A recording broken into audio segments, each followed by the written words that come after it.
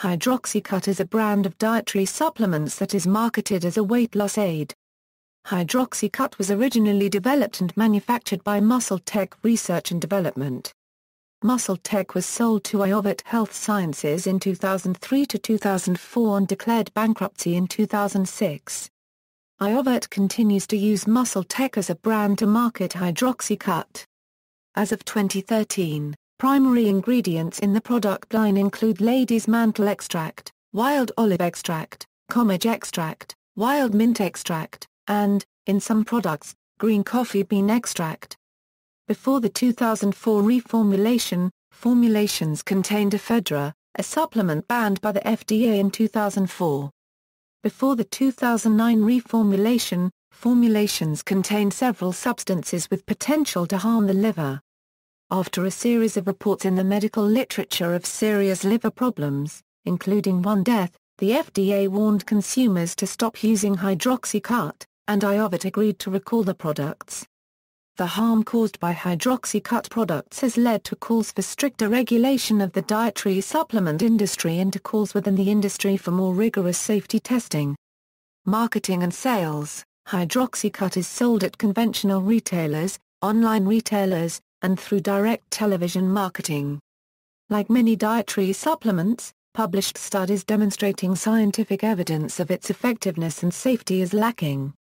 In March 2013, Sean Lowe became the brand ambassador for Hydroxycut Hardcore. In the same month, IndyCar racer Tony Kanaan announced he will pilot the number 11 Hydroxycut IndyCar at the Indianapolis 500 along with 8 other events at the 2013 IndyCar Championship.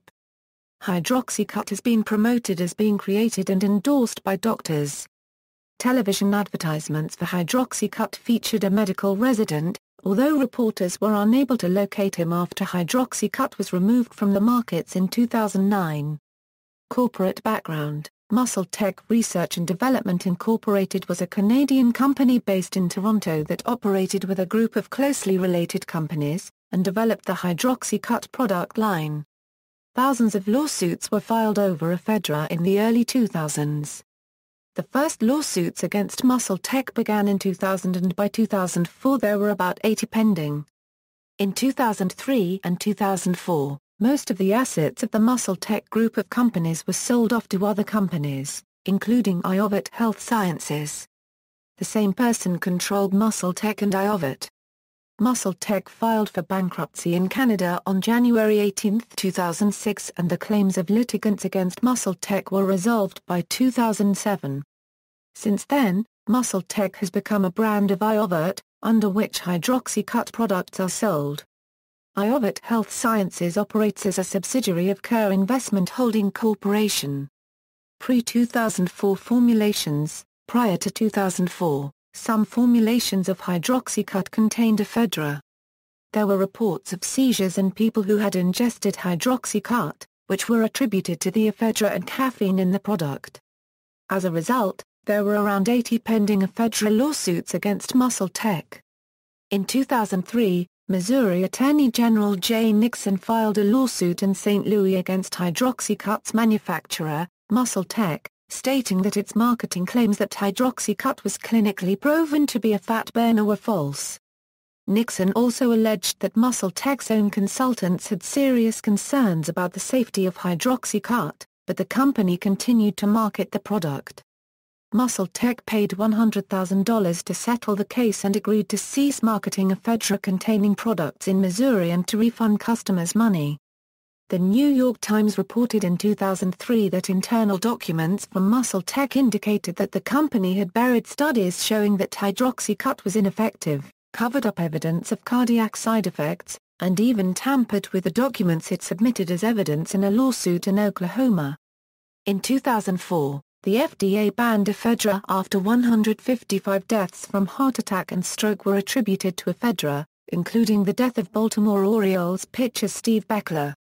It was the first banning of a dietary supplement by the FDA. Pre-2009 formulations: by 2009, about 15% of Americans had tried taking dietary supplements for weight loss, and Hydroxycut was the biggest seller, with about 1 million units sold each year. However, Hydroxycut formulations contain several substances with potential to harm the liver such as hydroxycitric acid. Scientific evidence of serious side effects from hydroxycut products accumulated, including liver failure, rhabdomyolysis, and at least one death, of a 19-year-old man who used the product. On May 1, 2009, the U.S. Food and Drug Administration issued a warning to consumers to stop using hydroxycut products, due to 23 reports of serious health problems associated with the use of hydroxycut, and at least one death, and to destroy any product that they may possess. The warning stated although the liver damage appears to be relatively rare, FDA believes consumers should not be exposed to unnecessary risk. Consumers who have these products are urged to stop using them. Following the FDA warning, the manufacturer then agreed to recall the products. Post-2009 formulations. After the 2009 recall, Hydroxycut was reformulated and placed back on sale, and the FDA confirmed that the only ingredient left from prior formulations was caffeine. As of 2013, its primary ingredients include caffeine anhydrous, lady's mantle extract, wild olive extract, komijn extract, wild mint extract and, in some Hydroxycut products, green coffee bean extract. Following the reformulation, case reports in the medical literature have continued to link Hydroxycut to serious side effects.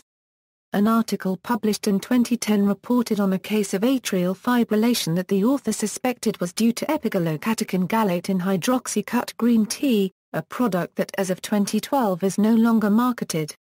Another case published in 2013 reported on a patient who developed ulcerative colitis due to Hydroxycut hardcore reactions. The Hydroxycut case has been cited as emblematic of the weak regulation of dietary supplements in the U.S. Defenders of the nutritional supplements industry said that the recall demonstrated that the FDA has the power to protect consumers from toxic products, while critics cited it as evidence that the FDA's powers over dietary supplements need to be expanded. While some diet supplement executives defended the safety of Hydroxycut and believed the media overhyped the FDA withdrawal, others questioned why Iovate had not published long-term safety or efficacy studies on the final Hydroxycut products. This is despite having the money to perform such studies and their self-definition as a research-oriented company. The editors of the nutrition trade journal Nutrition Business Journal noted that this recall will ultimately be a good thing for the dietary supplement industry if it encourages weight loss supplement manufacturers to care as much about their products' safety and efficacy as they do about expanding and protecting their bottom lines. In a paper published in the World Journal of Gastroenterology in October 2010, Hydroxycut was cited as an example of current and former weight loss products backed by potentially conflicted or low-quality research. It noted that marketing materials for Hydroxycut cited 2 published studies asserting product effectiveness that were small, of short duration, reported no serious side effects, and did not disclose relationships between authors and the product manufacturer or that funding was received from the product manufacturer. The paper noted that at least 3 studies supported the safety and effectiveness for weight loss of Cissus quadrangularis, which is an ingredient used in one of the reformulated Hydroxycut products, but lack financial disclosures or funding sources, beyond mentioning that the CQ being tested was provided by General Health Alliances, an herbal products manufacturer. The studies did not disclose that one of its authors was a chief scientific officer for GHA that holds a patent on a CQ product. References. External links, official website, FDA letter to Iovate Health Sciences Re, Hydroxycut. U.S. Food and Drug Administration, April 30, 2009. Questions and answers, Hydroxycut, from the U.S. Food and Drug Administration.